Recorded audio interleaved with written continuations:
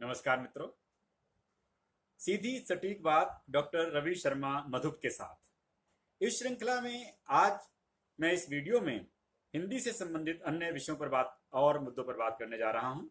पिछली वीडियो में मैंने आपको बताया कि किस प्रकार से हिंदी का उद्भव हुआ संस्कृत से।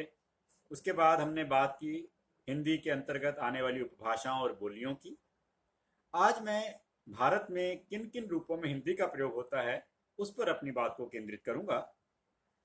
जैसा कि हम जानते हैं कि हिंदी भारत में मातृभाषा के रूप में, राजभाषा के रूप में, राज्य भाषा, संपर्क भाषा और राष्ट्रभाषा, इन रूपों में अपना कार्य कर रही है।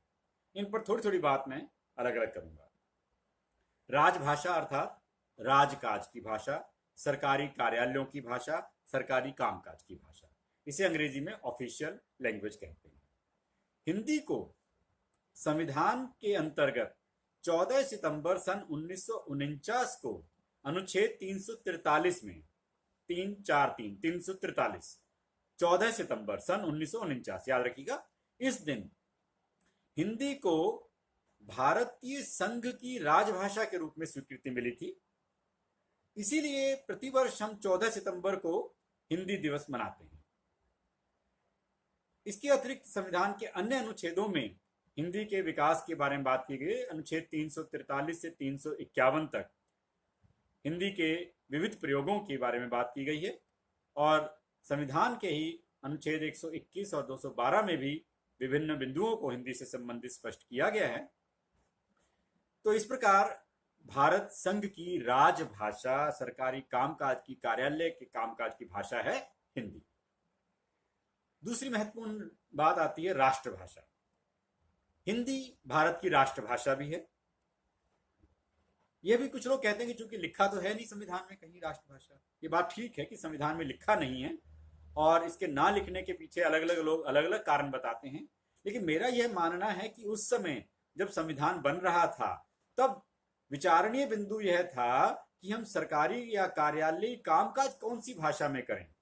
राष्ट्रभाषा के रूप में हिंदी उस समय तक स्वीकृत हो चुकी थी, क्योंकि जो हमने अपनी संविधान, जो स्वतंत्रता की लड़ाई लड़ी 1857 से 1947 तक, 90 वर्ष के समय को स्वाधीनता संग्राम का काल या समय कहा जाता है।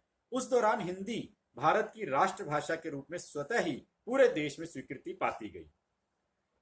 इस बारे में ध्यान देने की बात यह है कि अनेक ऐसे उस समय के बड़े बड़े नेता थे, जिनमें एक नाम आप जानते हैं महात्मा गांधी, जो गुजराती थे। दूसरे हमारे बहुत बड़े महत्वपूर्ण उस समय के विचारक नेता हैं लोकमान्य बाल गंगाधर तिलक, वे महाराष्ट्र से थे, मराठी उनकी बोली, उनकी भाषा थी। इसी प्रकार लाला लाजपत राय पंजाबी भाषी थे, सुभाष चंद्र बोस बंगाली भाषी थे। ऐसे अनेक इन राजनेताओं ने जब अपनी बात अपने राज्य से बाहर बाकी लोगों तक पहुंचाने की सोची, तब उनके सामने ये प्रश्न आया कि हम किस भाषा में अपनी बात कहें, क्योंकि उनकी भाषा तो उनके क्षेत्र, उनके प्रदेश के बाहर लोग जानते नहीं थे। तो उस समय उन्हें जो भाषा नजर आई वह थी हिंदी, और इन सभी ने हिंदी को अपनाया, हिंदी में अपनी बात पूरे देश तक पहुंचाने का प्रयास किया। और अन्य भाषा भाषी थोड़े से प्रयास से हिंदी इसलिए सीख पाते थे क्योंकि ये सब भाषाएं उत्तर मध्य की भाषाएं, और तो और मैं तो यहां तक कहता हूं कि दक्षिण की भाषाएं भी संस्कृत के निकट हैं। गुजराती, मराठी, पंजाबी, बंगाली, उड़िया, असमिया, ये तो हिंदी के ही समानांतर संस्कृत से विकसित हुई हैं, इसलिए ये सारी की सारी संस्कृत की बेटियां कहलाती हैं।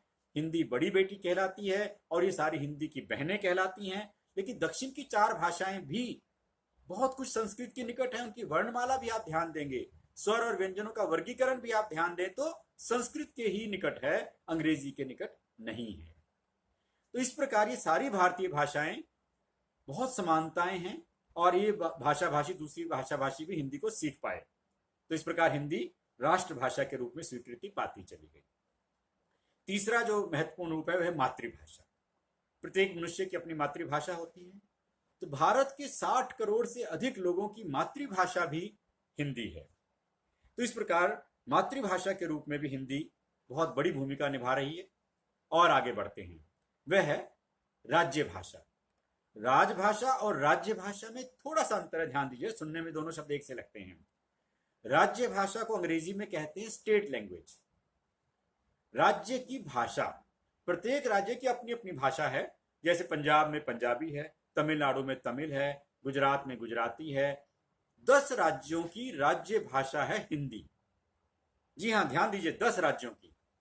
इन 10 राज्यों के नाम अगर आप जानना चाहें, थोड़े से प्रयास से आप भी इसको याद कर सकते हैं, सीख सकते हैं और जान सकते हैं, लेकिन मैं यहाँ बता देना चाहूँगा। हम दिल्ली से शुरू करते हैं, दिल्ली को हम राज्य मान के चल रहे हैं।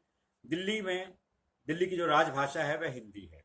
और दिल्ली के आसपास अगर हम चलते हैं, हरियाणा है, राजस्थान है। उधर 3 पी हैं, उत्तर प्रदेश, मध्य प्रदेश, हिमाचल प्रदेश। इन तीनों की राजभाषा भी हिंदी है। इसके अतिरिक्त आपको ध्यान होगा कि 3 राज्य थे जिनसे कट करके 3 नए राज्य बने। उत्तर प्रदेश से उत्तराखंड, मध्य प्रदेश से छत्तीसगढ़ और बिहार से झारखंड। तो मध्य प्रदेश और बिहार की राजभाषा हिंदी है, इसलिए छत्तीसगढ़ और झारखंड की राजभाषा भी हिंदी है, उत्तराखंड की राजभाषा भी हिंदी है। तो इस प्रकार 10 राज्य हैं जिनकी राजभाषा या राज्य भाषा या प्रथम या मुख्य भाषा हिंदी है। तो ये एक और बात हुई हिंदी का राज्य भाषा के रूप में प्रदेश। और भी बात एक महत्वपूर्ण बताना चाहूंगा, मुख्य भूमि से हजारों किलोमीटर दूर एक प्रदेश है, अंडमान निकोबार द्वीप समूह। यह केंद्र शासित प्रदेश है, यहाँ की राज्य भाषा भी हिंदी ही है। तो इस प्रकार हिंदी का विस्तार बहुत बड़े भूभाग में भारत में है, और इसके बाहर भी अगर हम जाते हैं दूर प्रदेशों में, वहां भी हिंदी है। इसके अतिरिक्त राजभाषा के अंतर्गत पूरे देश को 3 क्षेत्रों में बांटा गया है। क क्षेत्र यानी कि हिंदी भाषी क्षेत्र, ख क्षेत्र जहां की भाषाएं हिंदी के निकट हैं, और ग क्षेत्र जहां की भाषाएं हिंदी से थोड़ा दूर हैं। तो क क्षेत्रों में सारे हिंदी भाषी क्षेत्र आते हैं जिनका मैंने अभी उल्लेख किया, 10 राज्य, ये सारे क क्षेत्र में आते हैं। ख क्षेत्र के अंतर्गत 3 राज्य आते हैं।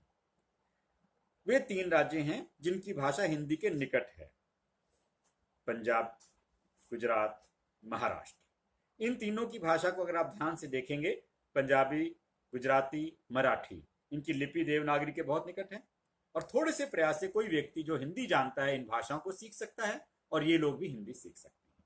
इसलिए इसे ख क्षेत्र कहा गया है। इसके बाद तीसरा जो क्षेत्र है, ग क्षेत्र है, उसमें दक्षिण की 4 भाषाएं और हमारे उत्तर पूर्वी क्षेत्र आते हैं, जिनकी भाषाओं को लेकर अभी लगातार प्रयास हो रहे हैं। उनकी भाषाओं को महत्व दिया जा रहा है और उनकी भाषाओं में लिपियों का प्रश्न भी सुलझाया जा रहा है। तो ये सारे का सारा बिंदु जो है राजभाषा से संबंधित है, और इसमें हिंदी की एक बड़ी महत्वपूर्ण भूमिका है। और पूरे देश में हिंदी के प्रचार प्रसार के लिए संविधान में निर्देश दिए गए थे, उसके अनुसार कार्य लगातार पिछले 70 सालों में संविधान लागू होने के बाद से लगातार कार्य हो रहे हैं। संपर्क भाषा, संपर्क भाषा अर्थात एक प्रदेश के लोगों का दूसरे प्रदेश के लोगों से संपर्क स्थापित कराने की भाषा। और जैसा हम जानते हैं, भारत एक बहुभाषी देश है। यहाँ की 22 भाषाओं को भारतीय संविधान में स्वीकृति प्रदान की गई है, मान्यता प्रदान की गई है। यह स्वीकृति संविधान की 8वीं अनुसूची में दी गई।